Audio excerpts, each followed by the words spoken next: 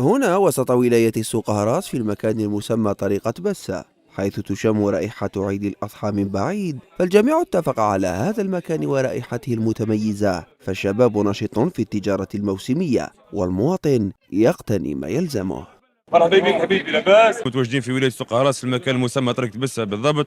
رانا دايرين اجواء العيد باذن الله.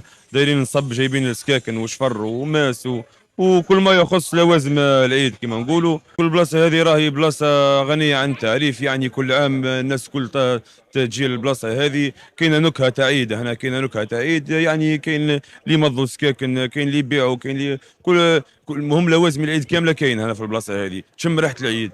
عبد القادر هو شاب مغترب عاد إلى أرض الوطن لعيش الأجواء المتميزة عشية العيد. حومة هذه معروفة يسموها طريقة بسة. الولاية هذه مشهورة بالأجواء تاع العيد، كما راكم تشوفوا وراكم تسمعوا. ناس تمضي في سكاكن، ناس تبيع في سكاكن، تبيع في الشفر، السفافة تاع الشواء. الحمد لله رانا في ولاية مشهورة بالأجواء العيد، والجزائر كاملة مشهورة بالأجواء هذه العيد، والأمة محمد تفرح فيها.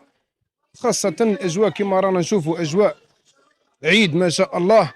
أنا عن نفسي ونهضر، راني نشقى من فرنسا، أنا عايش في فرنسا مغترب، نجي لهنا غير باش نعيد ما بين ناسي وحبابي وخاوتي.